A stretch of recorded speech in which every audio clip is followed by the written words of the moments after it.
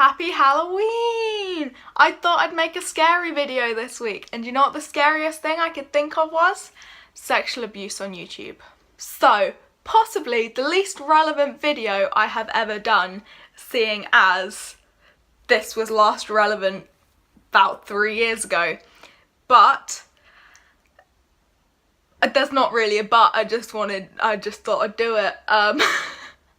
So obviously this is kind of a niche video, kind of not a niche video, because within the London YouTube community, or UK YouTube community I guess, there was this whole sexual abuse scandal. I mean, there was kind of this worldwide YouTube sexual abuse scandal a couple of years ago, but there was this huge epicenter in the London community, which I was a part of at that time as a 14-year-old girl. So if you ever wondered why I stopped going to YouTube gatherings, there you go. Basically, I'm making this video because starting in November it is something called Me Too November, or Me Too-vember, of something along those lines. Hello, this is Editing Grace, who's just found out it's NoMeansNovember, which really makes a lot more sense. Basically, it's the hashtag #MeToo that was going around all over the internet last week. They're making it a Me Too November as a thing of let's keep this going. So I thought, let's keep this going and take it back a notch to the good old days of YouTube. So most people will be aware of the YouTube offenders master post. There is a Tumblr, I will link it below. Doubt anyone who runs that Tumblr has been on there for years because we've all been very quiet. But something I want to speak about is one person who got his name taken off that master post because he threatened to go to the police. Or something along those lines, I can't really remember. I probably do have a message somewhere from the people that run that account about what happened because I chased it up at the time. So, I'm not gonna say his full real life name, but I will be talking about what he was known as, or wanted to be known as. So, back in the good old days of YouTube gatherings, Jubilee meets before someone smashed that window. What happened with that? I wasn't there that weekend, but there was a lot of drama. We used to go every Saturday to Jubilee Gardens. And one weekend, it was, according to the statements I have written from the time from various friends, it was February, Brett's spring gathering, and we met a boy called Tricky Nicky. Tricky Nicky, who introduced himself to me and another 14-year-old girl as, "I'm Tricky Nicky, do you want to licky my sticky dicky?" So he was a bit of a weirdo. I think we can start with there. So basically at the time, we all compiled our stories together and sent them to a certain person who I'm not going to name because I don't want them to get into trouble for not pushing this further, because I have no idea what actually happened with this. I'm sure there was a reason. So my main problem with coming back and compiling this story, as I've just found out, is lots of links to other people's stuff that was on Twitter or Tumblr or anywhere else has since been deleted. So all I have is the screen caps I sent in this conversation to my friend. But there was someone who sort of kicked this off on Twitter, whose was @FoleyHeck. So the conversation is basically saying, I knew about me and my one other friend, and Eleni has replied saying she's had over 30 people contact her since tweeting about her experiences with similar experiences, including this guy.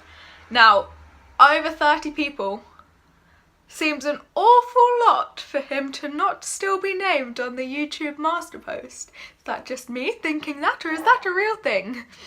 So this is not my story, this is my friend's story who doesn't want to be named, so we're gonna call them Susie. This is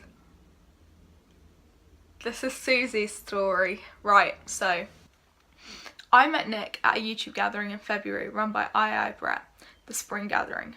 He introduced himself as Tricky Nicky. He knew that I was 14 years old from pretty much the start of our conversation, and he exclaimed, "You're a baby," or something similar. I also knew he was 18. After we talked briefly, I went to go speak to other people, and he surprised me several times by grabbing me around the waist very tightly. He thought it was funny.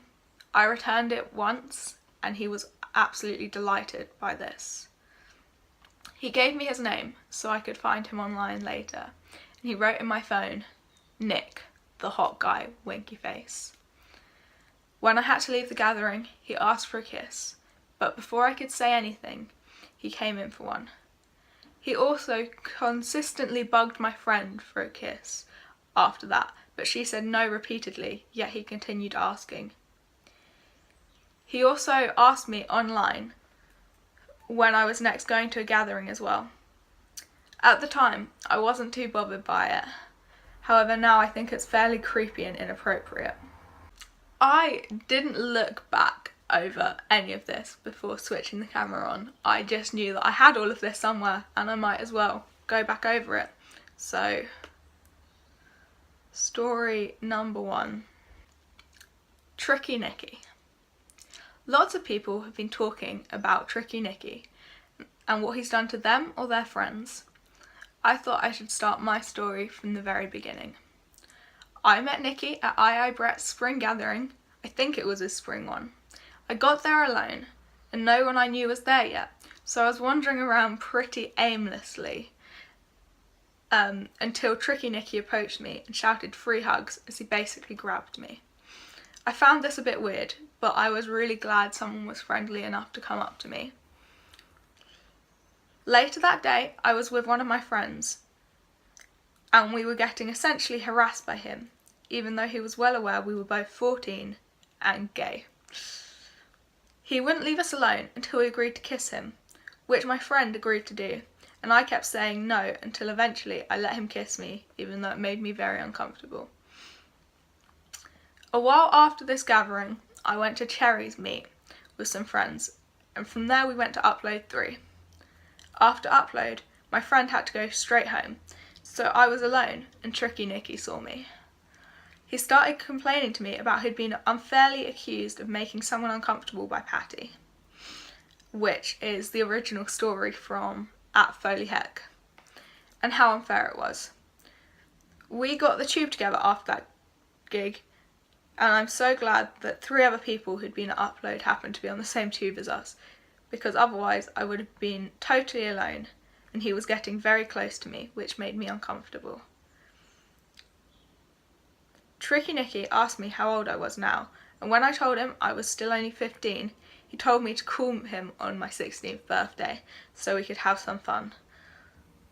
Something I was definitely not cool with. I haven't spoken to him since, and I hadn't thought about him for a very long time until seeing the post by FoleyHeck.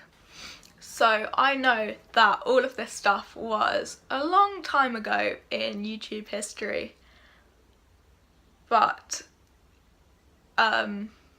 with everything going on in mainstream media, as we like to call it, at the moment, I know, who was it?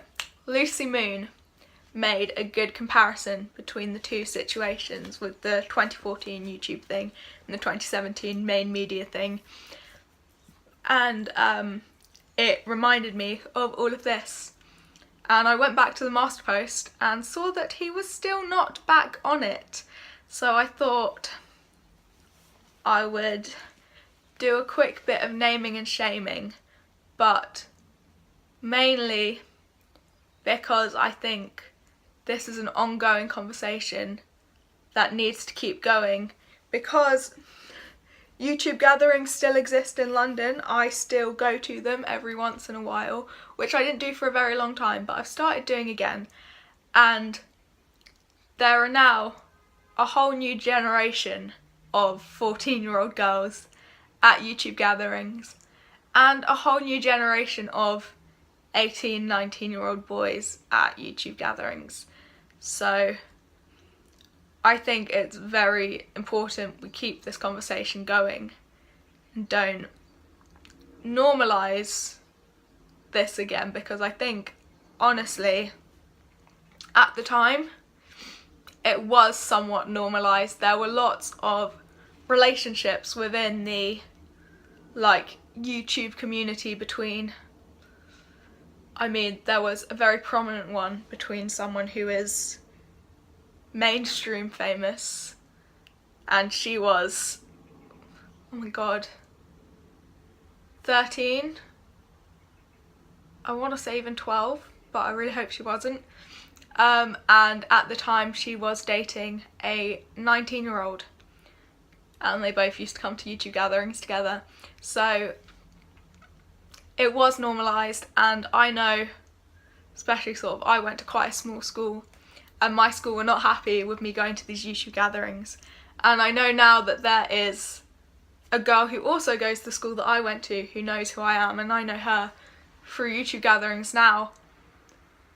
And I don't want her to end up in situations that a lot of us ended up in back in the day. So if video responses were still a thing, I would be asking people to post video responses to start this conversation again, but alas, video responses no longer exist, so just make your own video or don't, but don't let this conversation die, I think, is all I really have to say. So thank you so much for watching. I know this is not my usual beat, but it's been 3-4 years in the making, this one. So thank you so much for watching it, and if you have anything to say at all in the comments, please comment it. I will be monitoring them, so don't say anything rude. That's it. Subscribe and whatever, you know. I'm going to link some of the original videos and master posts and stuff in the description, and I'm sure I will add in links for any videos that get made about this topic now. So, thanks.